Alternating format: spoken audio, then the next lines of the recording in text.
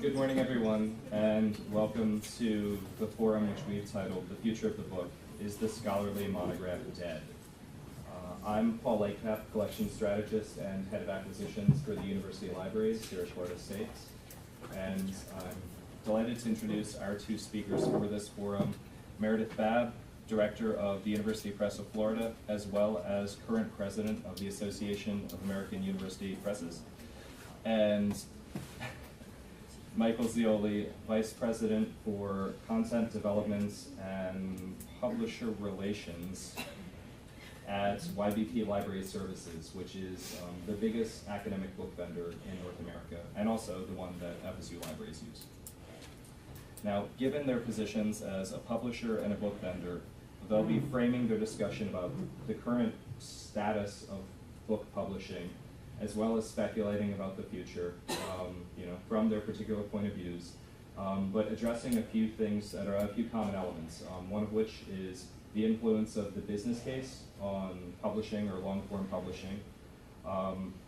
Also speculating a bit about maybe what they see as the future for publication and the role of the vendor and the publisher within the next few years. So with that, I'll just turn it over to Meredith.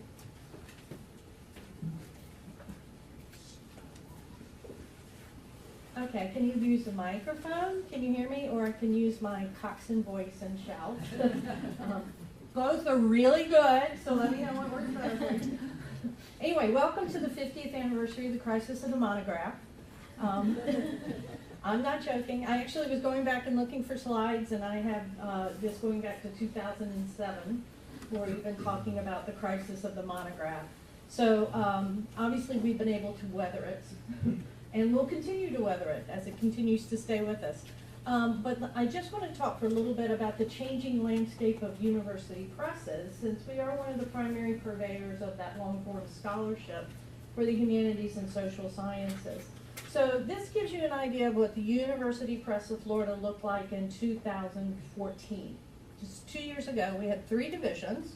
Our main division was University Press of Florida. It's a statewide university system. Our editorial board is made up of 1 distinguished faculty from all of 11 campuses. Polytechnic doesn't get on the board until they get accreditation. Orange Grove Text Plus, which was an initiative we started with the Orange Grove repository many years ago, and it morphed into an open access textbook repository. These are all peer-reviewed. They are designed, edited, and produced by the University Press, so they have that high level of expertise with them. They are open access, and most of them have a print-on-demand option. While we haven't been putting anything new into this for various funding reasons, we thought we had a really good funding model, and the Board of Governors said, no, we think that's illegal, so we're going to shut it down. But regardless, we have 2 open access textbooks that remain in our top 20 bestsellers and have for the past 2 years. So there's a free textbook that ends up in our top sellers. And then there's publication services, which we started about 2 years ago. And this was a way of making our very specialized skill set available to anyone within the state. So we've done books that basically don't require peer review. So we've done a history of the College of Medicine of FIU. We've done the collected speeches of the University of Florida president. There are things that are scholarly in content, they're of interest to people, but they really wouldn't benefit from any kind of peer review. Yet they do need some sort of robustness around them. So as you can see, we're already exploring different forms of revenue from just the traditional book selling monograph. So these are the 3 imprints that we have. We bought a little publisher from St. Pete called Seaside Publisher, so Seaside over there, then University Press, and Orange Grove. Seaside was designed, they're little short, pithy sort of things like the mini book of mini golf, those kinds of things that are just gift store sorts of things. We do postcard booklets that are built off of some of our photo books and things like that. So just kind of derivative products, I guess, is the best way to describe Seaside. This is what we look like now. So we continue to split and explore different forms of revenue and different ways of bringing content as well as money into the press. So we have the overarching parent company that's the University Press of Florida. There's Seaside, there's University Press, but now we have the University of Florida Press. So the University of Florida basically said, oh, I like this pub services thing. I'm going to give you money, but I want my own imprint. So the University of Florida is paying us additional money over our state subsidy, which I should say is only 11% of our operating revenue. That is the extent to which 89% of what we do comes from all of the sales of this stuff. So they gave us some extra money and said, I want a UF press. So underneath that, we put Orange Grove. The library wanted their own imprint, Library Press at UF. Again, these are all open access, non-peer-reviewed product. And then we began an initiative with the University of Florida to help get out the preeminence research. Again, the provost funded this, and we basically hired journalists to translate the research that was happening on campus and show that its relevance to the world. These are produced only as digital first. They're short, between 6,000 to 24,000 words. We do sell them as EPUBs on Amazon and B&N and anywhere else that has an ebook reader, but they're primarily digital, and they've been quite successful in doing what the provost wanted to do, in that we've had 3 NPR interviews generated by the discovery of a gator bite. So that's a successful program. But as you can see, it's all still funding. The primary part of our business remains with the University Press of Florida. That's easily 85% of what we do every day. Remains within that traditional university press purview. So that's what our money looks like. Close to 89% of it comes from sales. That miscellaneous up there at the top, that's revenue that we get either from publication subsidies. We're involved in a Mellon grant for Latin American arts and culture, etc. The SUS contribution is the darker chunk up there. That's the 11% that I was talking about. That orange part right there is what we got last year from the University of Florida for that new imprint. And then P&H is postage and handling that we charge for the customer shipping out of our individual. So that kind of gives you an idea. Still very book sales dependent. So where are we? If anyone wants a metric, you published with the University Press of Florida. We're in 167 countries with authors, peer reviewers, sellers, etc. So that just kind of gives you an idea of where all we are. Let's just, and I'm sorry about the quality of these. I like slam this together so these are screenshots from old annual reports, to be honest with you. So a while ago, I just kind of said, okay, well, let's look at presses that are very similar to us in terms of size and where we want to be, etc. So we have Cornell, Duke, UNC, Texas, Michigan, Florida, Stanford, NYU, and SUNY. So these are all universities that have been identified by the SUS as we want to be them when we grow up. So I said, well, let's put the press in here and see what we look like. So this gives you an idea. I mean, you know the reputation of some of these presses. Mike knows very well how many books a year they publish. This is the number of subject areas covered in a publishing program. So we're right in the middle at 46 different subject programs that we cover. Cornell and Duke, of course, are much bigger presses than us. They're probably publishing about journals programs, much bigger than us. Their book program is probably 20 to 30 books per year bigger than us, so they are in more topics. NYU, strangely enough, is higher in revenue and lower in subject categories than we are. So it's same with Stanford. So some university presses have taken the idea of retrenching into different subject areas that they feel are the most profitable and focusing all their attention on those. In Stanford's case, they made a turn about 6 years ago to almost primarily business and social science. They rarely do humanities anymore at all. So same presses, but number of books published by employee. And this is kind of a way of looking at how hard you work. And this is a very important metric for me because this let me know, one, am I overpaying? Am I underpaying? Are people working themselves to death? How are we compared with other presses? What is our rate of efficiency with other presses? And people talk about scalability and economies of scale and et cetera, and that is what that metric is. So this is an idea of how we gauge success of a title. And there are a number of different ways that we gauge the success of a title. So this is looking at it from the marketing point of view. So as you see, this book is on Arts of China. It was done with the Harn Museum. It was heavily cemented. You'll see that in a minute.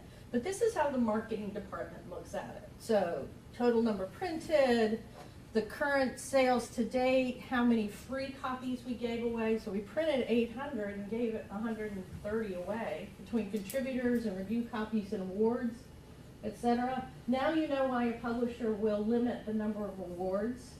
When you ask for the publisher, they'll go, no, no. The net sales that we've had, the projected we had, so we actually sold more than we thought we would. And then the number of returns that we have, and that is a percentage of a gross of sales, because returns are very, very important to us. So this is kind of a breakdown of what happened in the marketing department. 30 review copies were sent out, only 3 of them were requested. That means the press initiated the other 27. We have 2 positive reviews and choice in New York Times. That's awesome for a book at a university press.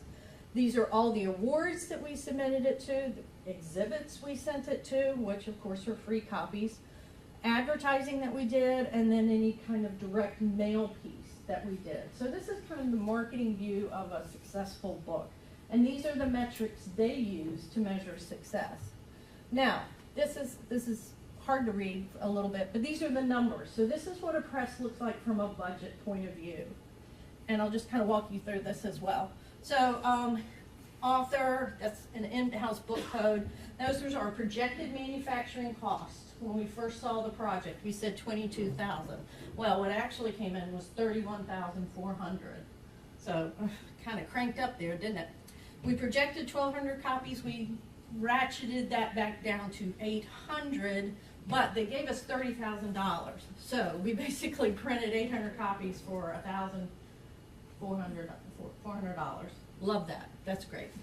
We projected 300 copies in the first year. We sold 394. That's a really good success for us.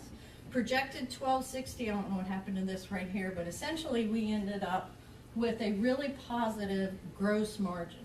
That number right there is very important because I know from past budgets that I spend 70 cents on every dollar on overhead. And if any of you have recently seen that Ithaca study that came out on the cost of the monograph, you'll see good 40% of the amount of money that goes into the development of a monograph happens before it even hits the copy editing stage. It's what we call acquisitions editorial. So those couple of years you're spending visiting with the editor at the booth at a particular conference or emailing them back and forth, that development project is 40% of the cost of the total monograph when you look at that. So I know that at my press, it takes 70 cents on every dollar to cover all of the overhead costs. That's not the printing, that's not the manufacturing, that's not what it takes to put the books in the warehouse. This is what it takes to keep the warehouse open, to keep the insurance going, to keep the lights on, to pay for the copy editor, to keep paper for the copier, things like that. All of that is what that amounts to. We also like to track our actual editing cost, how much we actually had to pay an editor to edit that book. So that's just the copy editing cost. Now that's complicated because there are a lot of Chinese characters in the book. So this is a cost that we can actually control, as well as controlling the number of manuscript pages. These have a direct link on how well a book will do, how easily it will move into paperback. If you want a book in paperback, please don't ask for color. Please don't send me 120,000 words. I don't mind black and white illustrations, but color, that'll kill a paperback in a second. So, Mike will like this one. This is how we assess the success of a vendor. And our Amazon numbers have been going up quite a bit. This is just 1 quarter's worth. But our Amazon numbers have been going up quite a bit. And I'm kind of curious to know, this kind of started talking at the Charleston conference last year. Mike may be seeing some of this, but I'm curious to know how many libraries are using Prime to order from Amazon. Because we're seeing a decline in some of our better books as well. So we decided to take Amazon to task. So the Florida Book Warehouse, don't you dare tell anybody, Mike, but the Florida Book Warehouse is actually us. We're selling our returned and used copies back on Amazon as a used bookseller. It's our product, it's our asset, it's sitting there. If we can't send it out to sell 50% at a conference, we try to figure out another way to sell it. I have to say, that's been one of the fastest growing vendors that we've had, is our Florida Book Warehouse. We sold 100 copies of that book. Did you really? Oh, of collecting? Mm-hmm. Thank you. Anyway, that's kind of it. That's just kind of how things look from a university press point of view. So that's all the information that we take into account when we decide, are we going to go into this discipline? Are we going to publish this book? How do we define quality? This is all of the information that we use every day. And we're in the middle of a big strategic plan right now because, as you saw, we got kind of complicated there.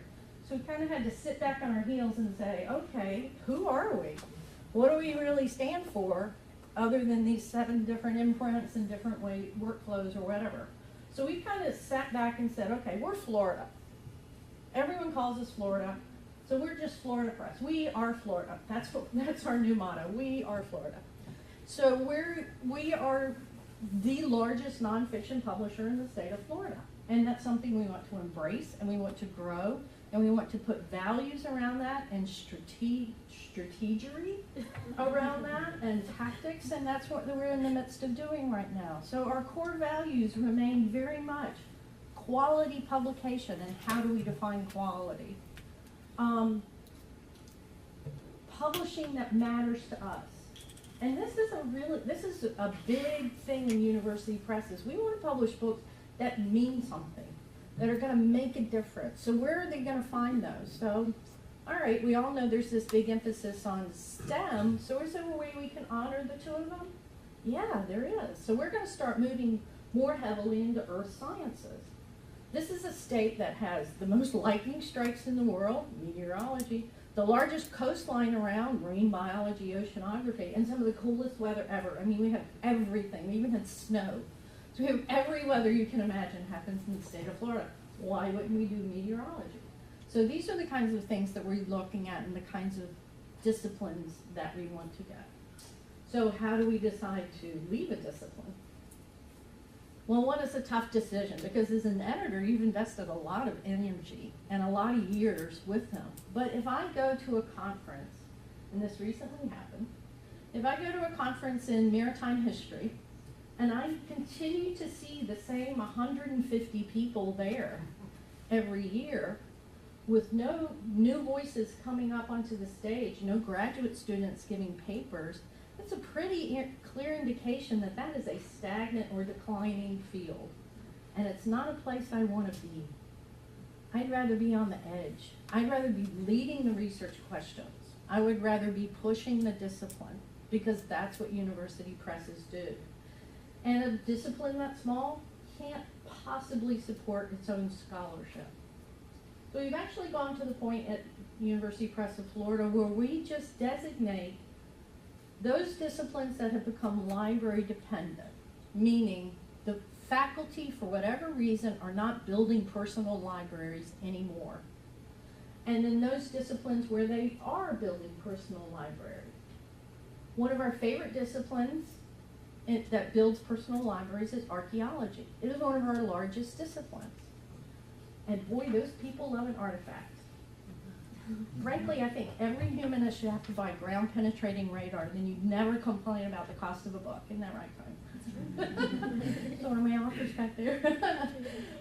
So this is, these are the things that we're looking at. So we pay attention to who's buying the books, how well we sell them at conferences, how well we sell them off of any of our blog posts or tweet outs or mailers, because this is an indication that people value the scholarship enough that they want to own it.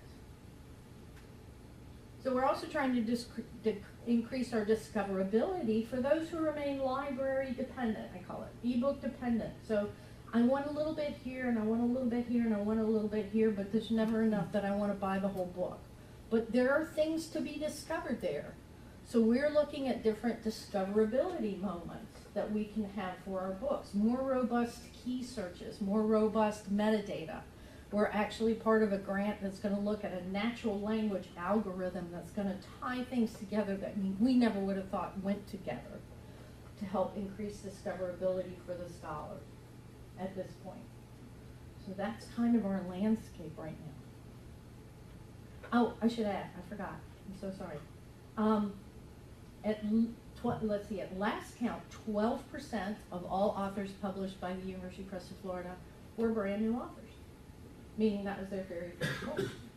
So we don't shy away from first books. We certainly don't shy away from edited volumes. We shy away from disciplines that don't support themselves. It's really that easy. That's all I got.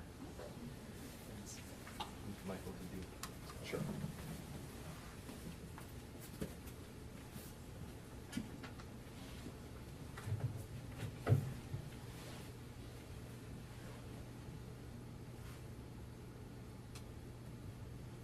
You're probably better with it than I am. Yeah, I wouldn't count on that.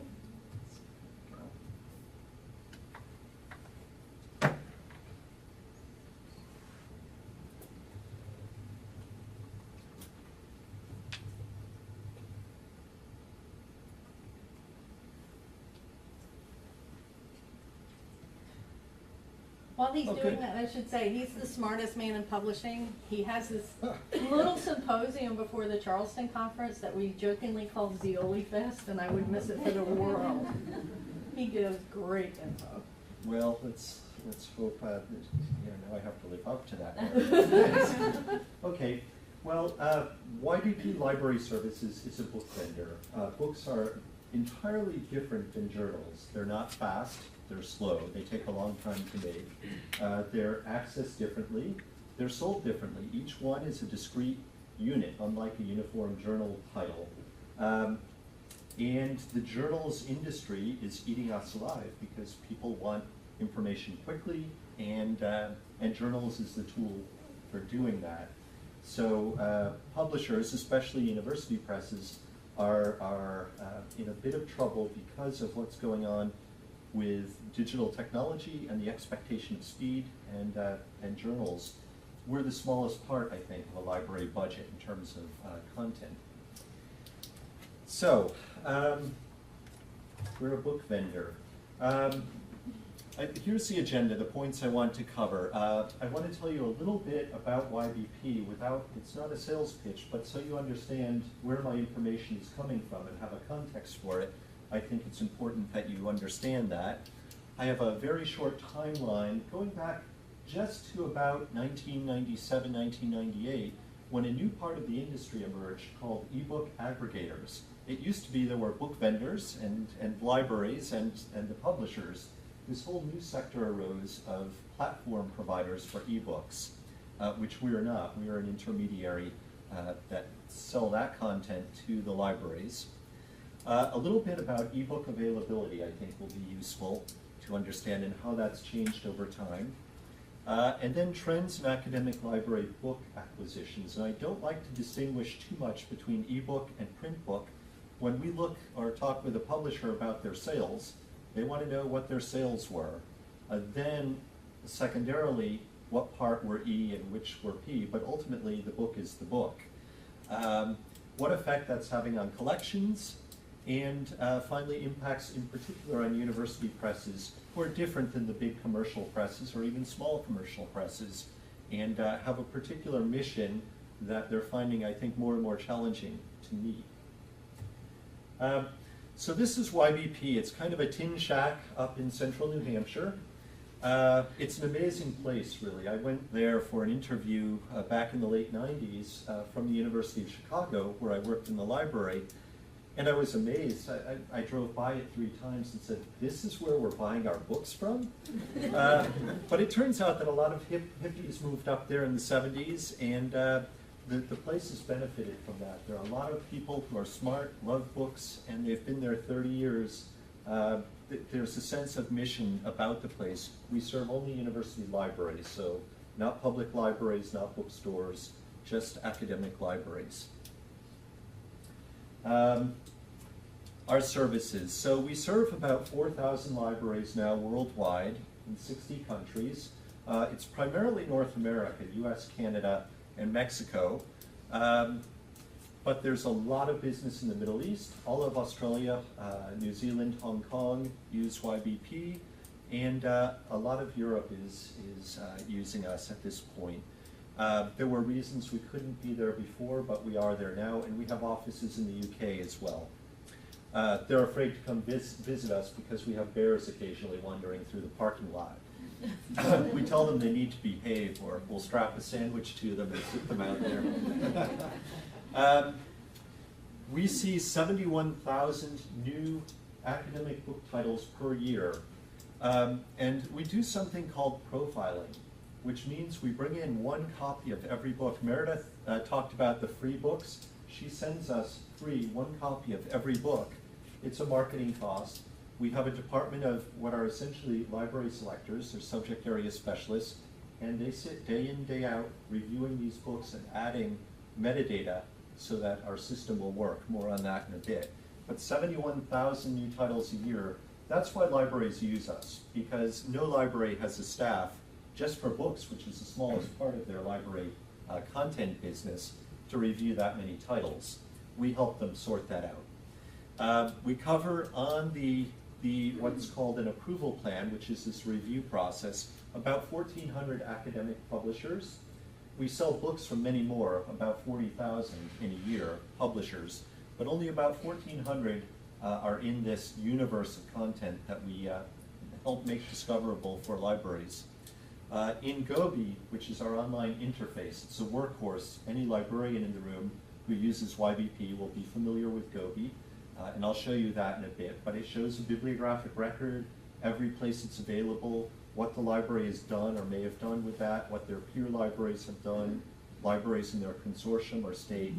A lot of information so they can process orders and get the content they need. There are about 40,000 librarians using Gobi at this point. Just on a recent weekend, we sent out about 23,000 title notifications to librarians and to faculty. By the way, there's one feature of that serves faculty. And we have about 300 employees, and about 50 of those are librarians in our cataloging departments, profiling departments, and also our sales department, because we don't do hard sales. We come out and sit and talk with Paul and discuss, how to shape our profile to meet their needs.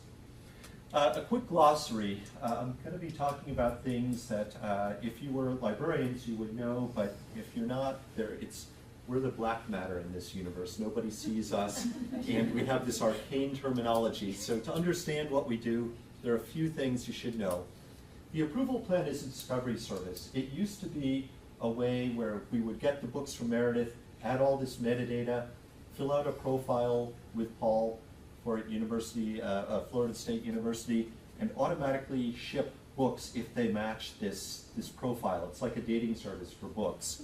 But it's changed. It's no longer that. It's now a discovery service. We add all of this data, and then there's a whole bunch of different outputs that result from that. So the approval plan is a discovery service.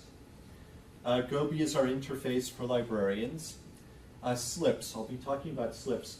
These are things that we send out to libraries, and I'll show you one in a bit, which is a bibliographic description along with all of the available purchase options, which are very complex now. A standing order is an order for a series, so if you're a Renaissance scholar, there's the Itaki series from Harvard. For example, the library may have orders set up for a lot of series. They get every volume in that series. There are ebook orders and print orders. We refer to them e-orders and p-orders.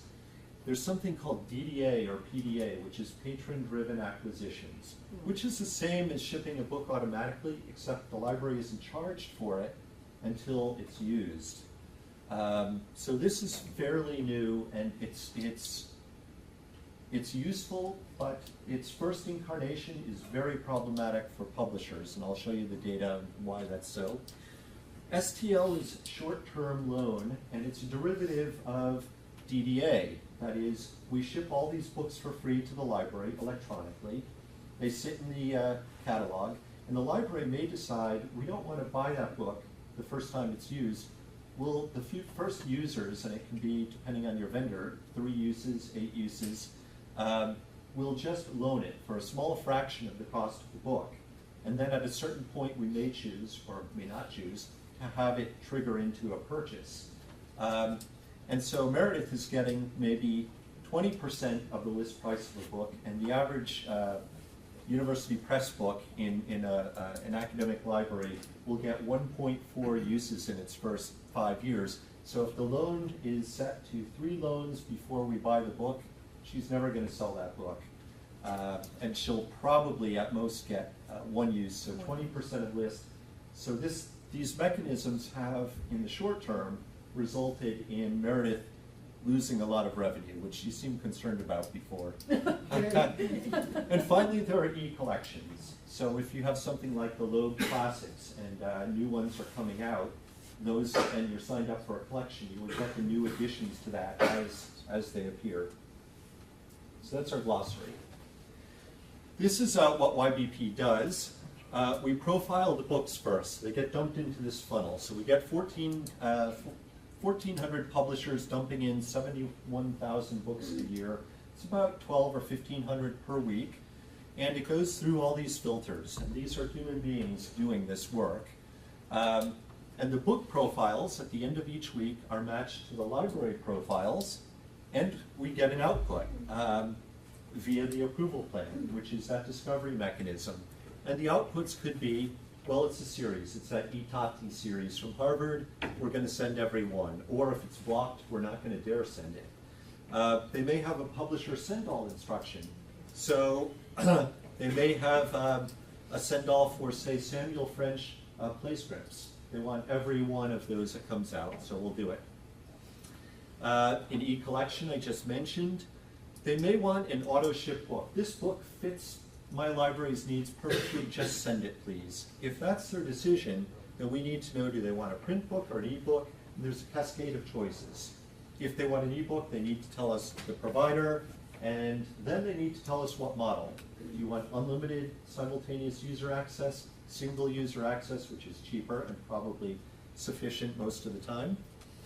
They may say, well, that book is marginal, send us a slip. And that's that electronic notification I mentioned. And finally, they may say, well, we don't want to buy that right now, but it might be of interest. Just send it to us free. We'll put it in our catalog, and if somebody uses it, then we'll pay you either for the book or for a loan. And that depends on the library decision, but also the publisher decision if they'll participate in that model.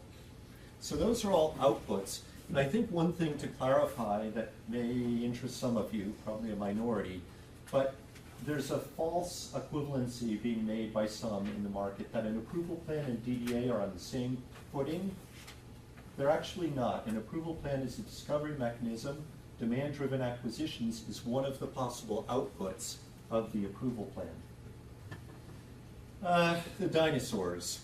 Project Gutenberg was founded by Michael Hart, who died, I think, just a couple of years ago. But it was the first big online academic ebook project. It was founded in 1971, which incidentally is the year YBP Library Services was founded. So the seeds of our destruction were already in sight. Here's a brief timeline. I wanted to point out that in 1997 and 1999, the major ebook aggregators for academic libraries were founded. So EBL was founded in Australia. It's now owned by ProQuest in Michigan. its offices are in Palo Alto, or now they moved, Mountain View, California, where Google is. They're a part of eBury now, or eBury is part of them. And NetLibrary was founded at the same time, and somewhere down here, probably on the next page, it went into bankruptcy. Here it is. OCLC bought it, and from OCLC, EBSCO bought it, and it's now EBSCO hosts ebooks. So you've got three main aggregators. There's another one called My iLibrary. Anyway, you'll have this presentation, but it's a tale of bankruptcy and mergers. And this is only the tip of the iceberg, and the same is going on with publishers. And here's more of it. I'm just going to leave it at that. We were bought last year by EBSCO. 10 years before that, we were bought by Baker and Taylor. ProQuest has bought everybody else. And you have a few university press initiatives, Project Muse, JSTOR. There are more. Oxford has UPSO, or University Press collections. I want to talk about ebook availability. So this is one of those famous slips I talked about, an electronic notification. So you tell us, well, send us a notification if it's this, this, and this, and we'll make the decision. This is it. So this is a book from Princeton. You can see it's a cloth-bound book. It's $29.95. It's got a Times Literary Supplement main review on such and such a date. It's got a choice review, library journal review, publisher weekly. Librarians can click on all this stuff and read it. We can see that in their consortium, 3 libraries bought it. For this librarian's peer group, 9 libraries bought it.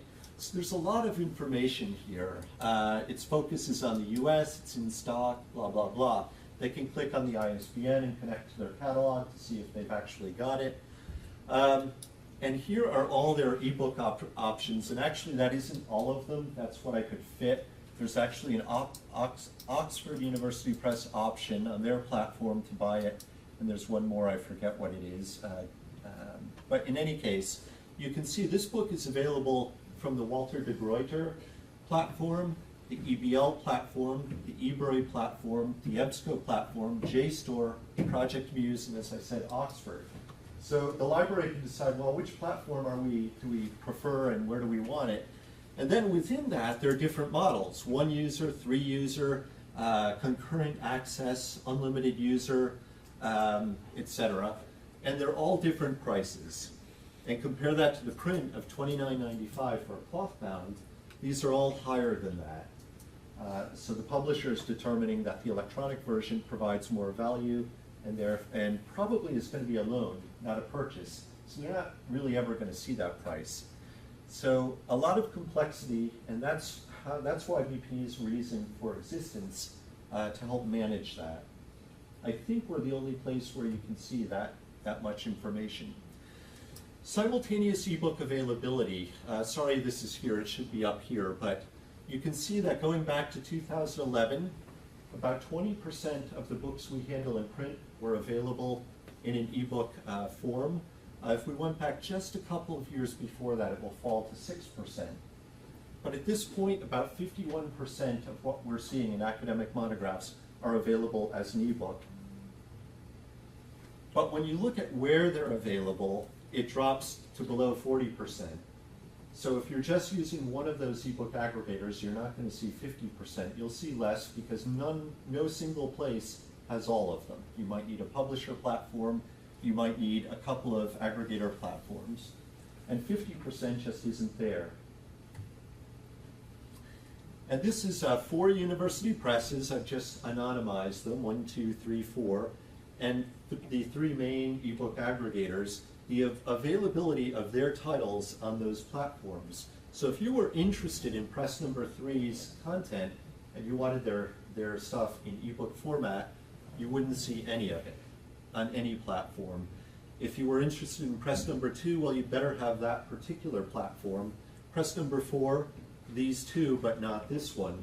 I don't think there's any way for a librarian to know that, and it's changing constantly. So it's impossible to, if we give you that information, next week it will probably be wrong. So where do libraries fit in? What was the title of this session? The nature of the book is the monograph. Is the monograph dead? Well, I don't know. I thought I should find an appropriately gloomy slide. But I don't think libraries are immune from the transitions that we're all seeing on the production side of this. So here are some trends. What this shows is books acquired by libraries by acquisition type. And it's going from 2011 to 2015, so 4 years. You can see that 4 years ago, about 95% of library acquisitions, at least from us, for books, were print. We come up to today, and it's fallen below 80%, and it varies by subject. So if you're looking at STM, it's under 50%. So book sales are dropping. Also, the size of the ball shows the revenue. So the revenue is shrinking. And what you can see is this digital wedge is opening up. And the biggest part, which is this purple slice, is that short-term loan I mentioned to you, which doesn't look bad until I break out the digital, so you can just look at that. How have libraries been acquiring digital content over that period from 2011 to this past calendar year? You can see that 75% of books in 2011 were ebook purchases, were actual orders of the full book. And e-approval was another part of that, the automatic shipped books. So you could say 85% were purchases of the full book.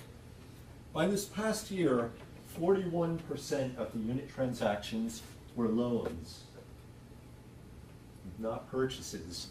And the other interesting thing about that is tremendous growth up until 2013. But look what happened. If this is revenue, what happened in 2015? In that gap, suddenly the growth stopped of e-content. And you would think that e-books would be selling more. It's because of the effect of loans and something else. Oh, this is from the Jerry Falwell Library. They had a poster session at Charleston, and a British publisher snapped this. And in about 10 minutes, every publisher at the conference saw it. And it was kind of the talk of the conference. Basically, they're showing how much money they saved by using short-term loans instead of buying the books. And they said that the total cost, if they had bought those books, would have been $278,000. But because they used loans, their total savings was $131,000. And the publishers were saying, oh my God, how do we balance this? And so ebook prices started to increase dramatically. So, but it's not so bad, actually. Libraries have never had more content than they do now. This black line represents the number of demand-driven acquisition records, that is, the free books, we've sent out to libraries since 2011. I removed the numbers over here, but it's billions of dollars worth. All right, so libraries have this because the book is on your shelf. This is the actual digital sales line. So you can see having the books in the catalog hasn't really resulted in many more sales. And in fact, this one shows you the print sales as that's happened, which have declined very dramatically, and the total sales, which are declining. So from a publisher perspective, they're trying to figure out how to manage this. This shows, what does this show? Oh, yeah, remember. These two pie charts include those free books, the demand-driven acquisitions records. So 2011, there were very few, 5% of all the content shipped out. 2015, 42% of all the content we delivered to libraries was in the form of DDA records. The actual triggered sales from that was 2% of the pie. So there are a lot of books out there for free. Try to imagine a publisher in the old print days sending you their, Meredith sending you one copy of every one of her books, and you telling her, okay, we'll pay you when somebody checks them out. I don't think she was going to do it, but in effect, that's what we're doing right now. And this shows you for Florida academic libraries. The amount of money spent with YBP is about $5.4 million over this period. There are other things at play here. But the interesting thing about this is the number of DDA records we sent in 2012 was 29% of the total amount of content shipped. this point, it's almost 60% of the content we're sending to academic libraries in Florida are these DDA records. University presses, and I'm at the end here, right? Let's have a few minutes. Okay, I have a few university presses, and I wanted to show you their sales results. When I go to the Frankfurt Book Fair, London Book Fair, or private meetings, or Charleston, these are the things they want to see. We'll see that their print books are all declining fairly rapidly and significantly per year. They've seen a drop of about 400 books per year fewer over this time. And very little, this is their digital growth down here. Can you see it? Probably not. And this is the growth of DDA records shipped by this press, or by us on behalf of that press. So you can see what's happening there. It's not good. This is University Press number 2. You can see they started much earlier on DDA than the last one. The last one, you can see, only just really began with that. This press started way back at the beginning, and look what happened to their print sales. And these are their digital sales, which the odd thing is, they're all going down except this purple line, which is the short-term loans. And this is a detail I want to show you of that digital stuff. So you can see this purple line being short-term loans and everything else being the sale of a digital book. So this is what Meredith is seeing. If we look at 2012, when about 91% of their sales were a purchase and 9% were DDA, you come to 2015, 41% of their transactions are short-term loans. This is University Press number 3. Same pattern, same DDA records up here, print here, and digital, kind of not doing much. And there's their digital detail. And finally, a view from Gobi. This is our interface. I pulled up, this is called a peer report, so a selection of libraries. This is a 2013 title. These books where you see ones, those were all sales that we shipped automatically. This area here is for book orders, and you can see it's populated with a smattering of orders that were placed.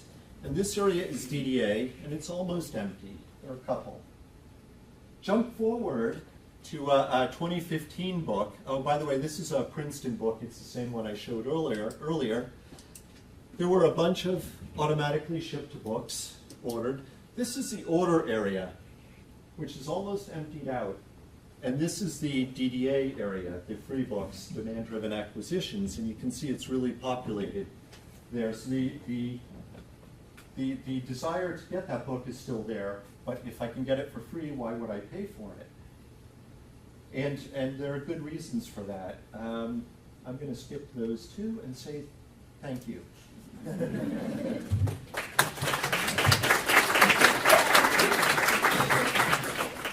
So in the time left, we'll open the floor for questions. But I just had a first one. So both of you have really emphasized, I guess, the usage of metrics, right, to make decisions. So you're looking at the business case for publishing certain titles or publishing in certain areas, and YBP is at kind of a, I don't know, like a metric supply point for publishers, right? Do either of you see something that's shifting, especially in terms of maybe like commercial publishers stepping away from things that they don't deem maybe so profitable, thus an opportunity for mission-driven presses to fill the void? Or do you actually, would you speculate comfortably about certain subject areas not seeing long-form scholarship published anymore, even because they're not deemed profitable enough?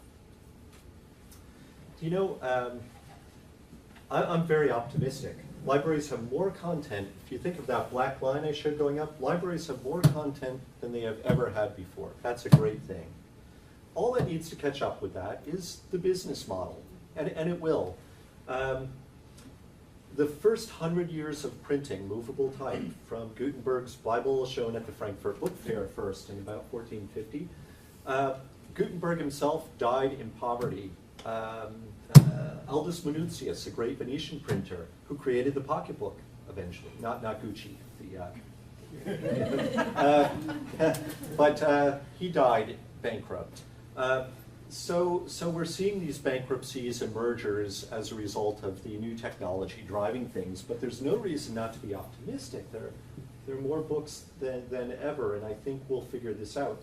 I'll say of our top 100 publishers, about 70 have either stopped short-term loans, embargoed short-term loans, so front list won't be there, the new books won't be there, have never been in short-term loan, are embargoing now DDA.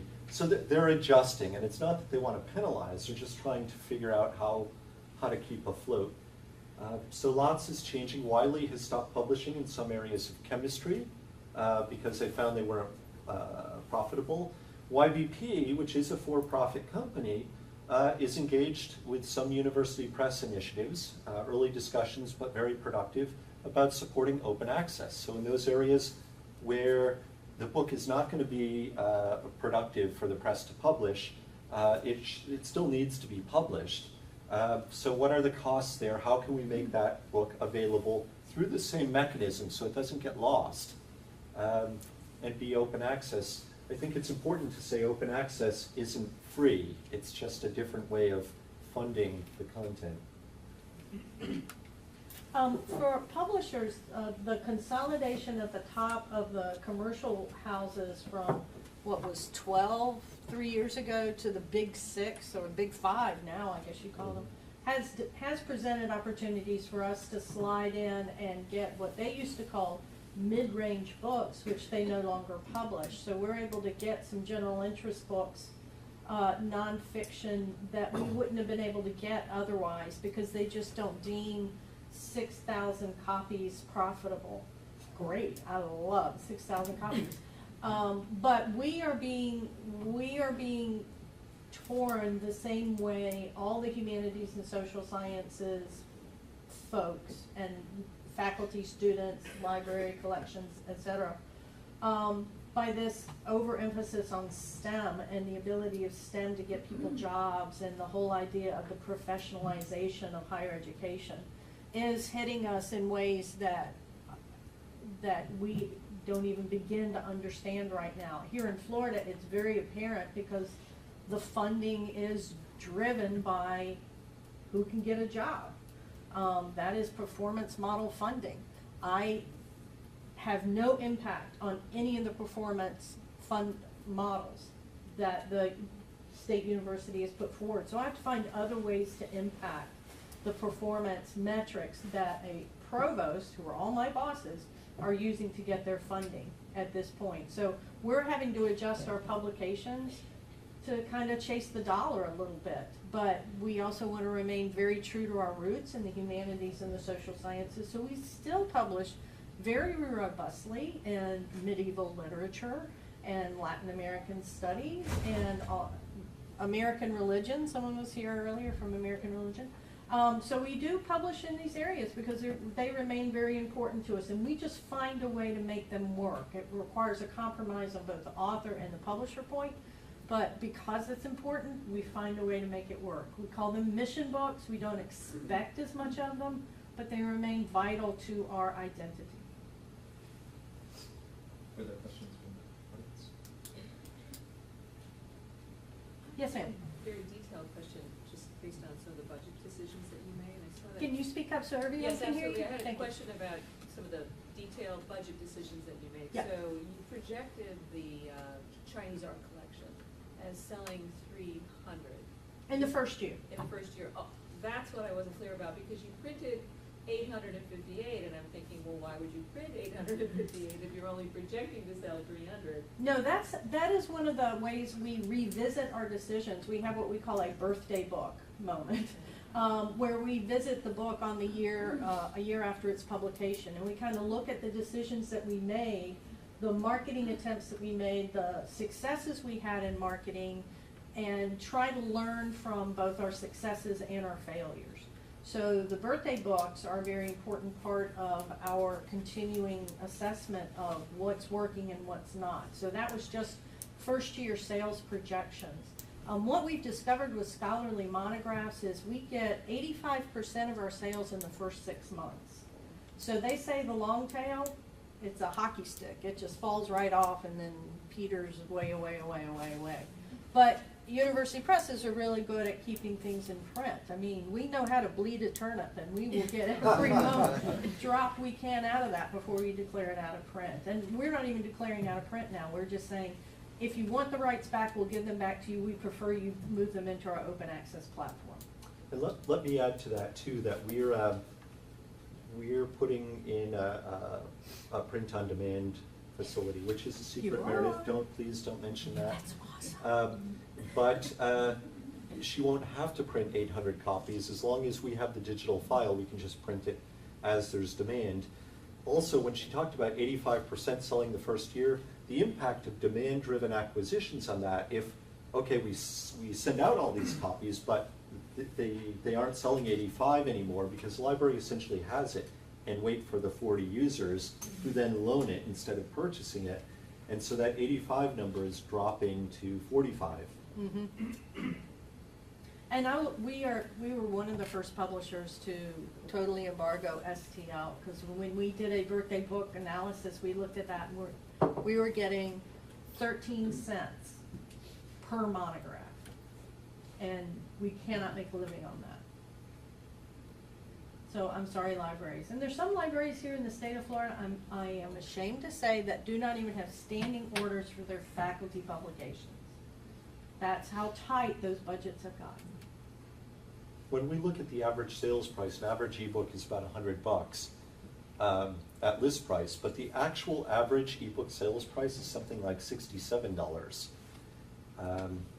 So when we hear complaints about pricing, we say, well, I'll look at the library sales data and say, well, actually, you know, you're paying $60 per book, and you have way more content than you ever did before.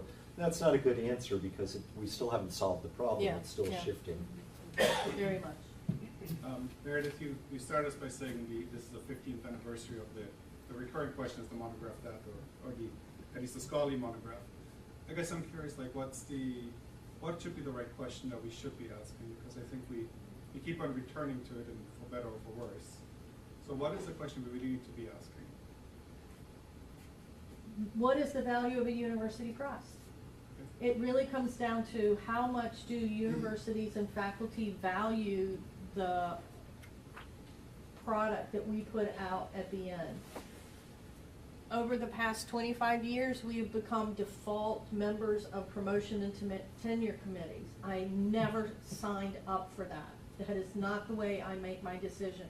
I decide what's significant, what I think is going to impact, what's going to create good research questions, but the reviews and the fact that someone has published with the University Press of Florida shouldn't be part of that P&T decision, but it is. And I have to deal with that subtlety in the publication decision as well. And I got so worked up. Value of university presses. Yes, we do need to decide.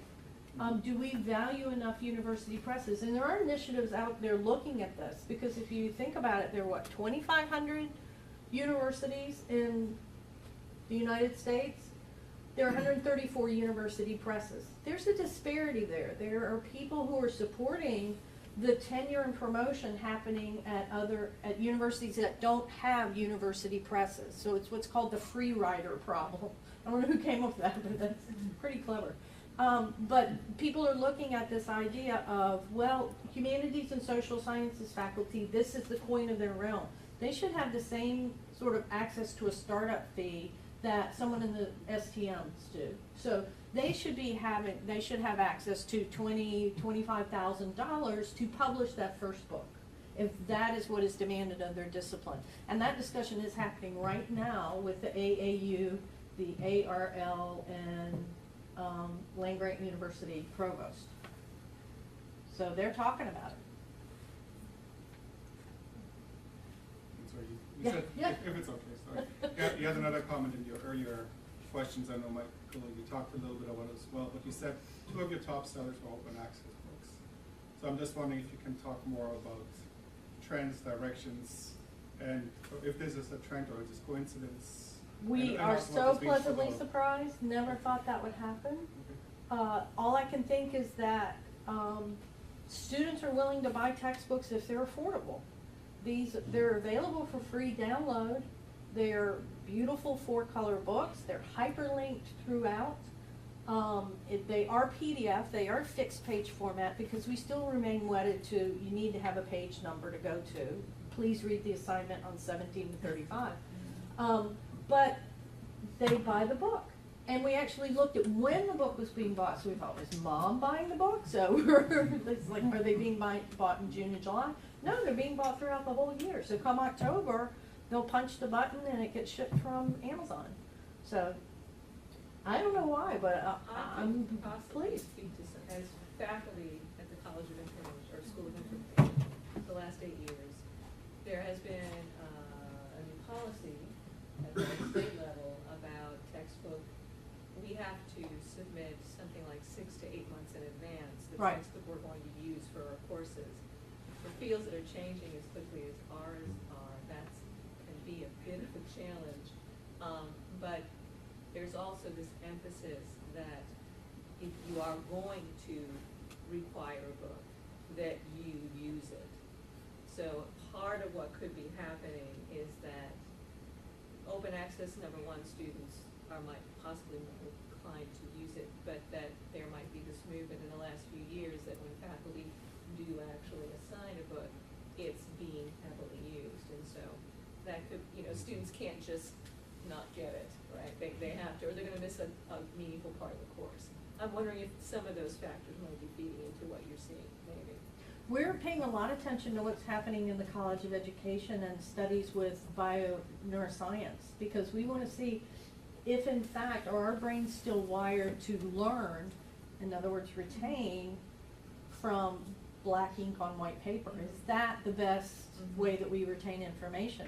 Our sales data seems to indicate that it is, that I'll read the assignment at soccer practice on my iPhone, but when it comes to studying for the test, I want the print in front of me. We don't know. It's a great question. Anyone in neurobiology? Got one there? Yes, sir. Just as a comment, from the student perspective, I just started my PhD here, finished my master's at Nova Southeastern, my undergraduate in Virginia. I would much rather read off of a print version of articles or books, stuff like that. For me, that's an easier function. It's an easier format to read, especially for long time frames. I can't stare at a computer screen for hours and hours. I'd much rather stare at a book. So I would much rather buy a print version.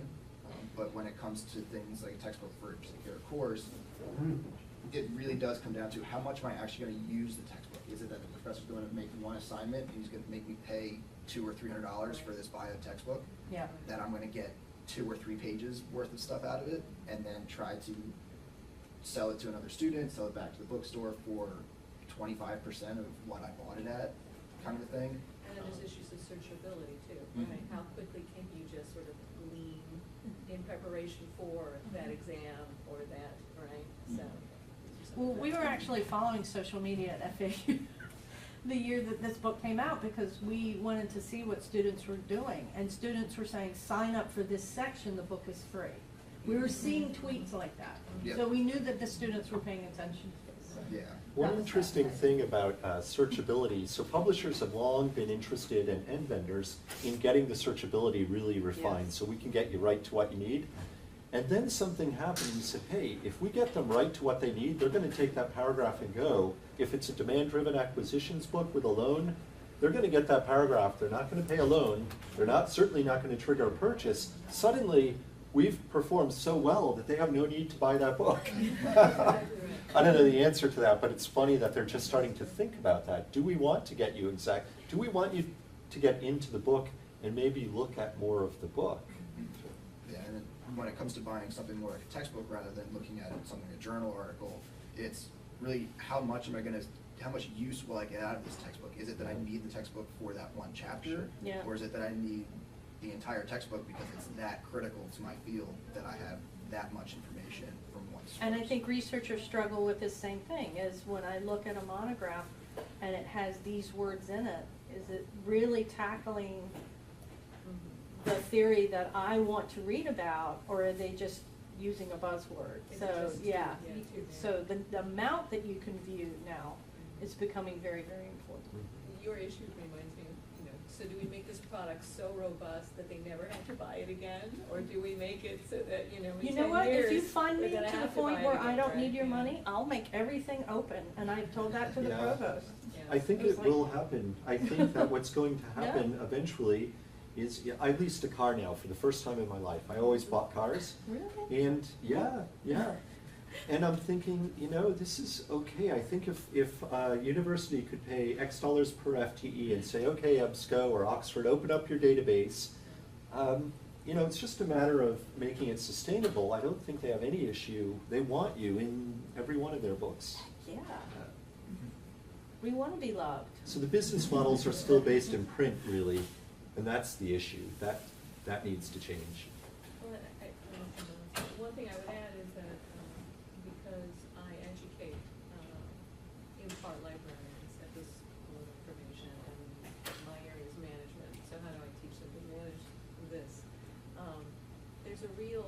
One of the issues around print versus is how do I justify my space? Okay, so my library is still viable, but how do I justify having all this space if I'm not, if my main function is no longer to be a repository for books? And so academic libraries may be dealing with this less so, but certainly public libraries are Right. completely inundated with this question, right? Yeah. And so it's interesting, do publishers have, maybe some ideas around that? Because that's a lot of what's driving the business model. Yeah, no, we're really aware of that. That was a big discussion down in Charleston, is what is the relevancy of a librarian? And there's a lot of pressure on academic research libraries to give up the stacks and give me the classrooms that I need. So they're struggling with that, but the public libraries, I think, maybe sometimes feel like they gave up everything to Google, and I want to do more than rent videos to everybody. So, yeah, we'll do whatever we can, and we host a lot of events at libraries for this very reason, to try and pull So patrons they in. become more of the community Yeah. hub, right? I have a question that's on a completely different topic. So this session's on scholarly monographs, but do you guys see that there's maybe more feature in the edited volume? The like not quite that intermediary long-term thing, but it's not quite journal articles. It's a little more in-depth, sort of on a single thing. Do you think that's going to be that is a more sustainable route, or that maybe we should, as younger scholars, be focusing more effort towards getting those sorts of things proposed and out the door? We sell lots of that Yeah. stuff. There's lots of scholarly book publishing is collections of articles, and they don't sell any less, so yeah, they're fine. I don't know from the publisher view. Tanya was one of it, was edited volume for me. So for me, as an archaeology editor, I love edited volumes. They love edited volumes because it's like the more data you give me, the happier I will be. And they literally squeal for joy when they see something like Trends in Southeast Archaeology. They're like, ah! So it depends on the discipline. If you're looking at a brand new discipline where there isn't a whole lot to pull from, you may have to have an edited collection that's built off a symposium, because you're really driving something new, a new trend that's happening in the field, so there isn't enough out there to go. It may be articles have the same weight as articles in an edited volume have the same weight as an article in a peer-reviewed journal for European tea. So there may not be a difference there. I know that's the case in mass. Symposium volumes carry the same weight as a monograph, which I didn't know until Well, recently. but you did make a key point there that, so if it's an edited volume not based on a conference, it will sell for us more copies yeah. than one base if it's a conference monograph, and it better be published within 2 years of the conference or it's dead. If it's a conference proceeding, which basically means that the articles in it are not edited, it's dead. So the edited work is great, but as soon as you start attaching conferences to it, the sales will go down. And so on the consumption side, I was the book review editor for Church History, one of the largest journals in religious studies. And by far, as soon as an edited volume came in, the editors would look at it and only a fraction of them were reviewed. They did not take them seriously because even the people who review it don't like reviewing edited volumes because it doesn't have a cohesiveness. You can't really get into a sustained discussion. You just highlight a few articles. And then lastly, there's an attitude on P&T that most edited volumes are assembled by your friends and peers versus, you know, people within the industry, and therefore having a chapter is not as good as having a article in a peer-reviewed journal. And you see, I think that's discipline specific, because I think in archaeology and anthropology, they do carry the same weight as a single authored monograph. And they do in political science, and they do in those areas where the data drives the information, I do think, yeah. But in a place like religion or philosophy, where there's a really thoughtful, long-form discussion that needs to happen, the single author does carry the heavier weight. So it is very discipline specific, I think. Yeah, I've noticed that Sage was on the earlier panel. Only about 15% of Sage stuff is available via the aggregators simultaneously, front list. 15%, which is very low compared to others. And the Corwin Sage, which is education and textbook stuff, is 0, which gets to the discipline-specific nature of things. Reference books online can be the death of the book, because you get in, you get the, you know, that particular reference point you need, and you're out. So when you get into both particular subjects, like art, another one, or reference, handbooks, textbooks, everything changes. So it's hard to speak in generalities. Yeah. We have time for just one more question if anyone has it. Okay. Well, please join me in thanking Meredith and Michael.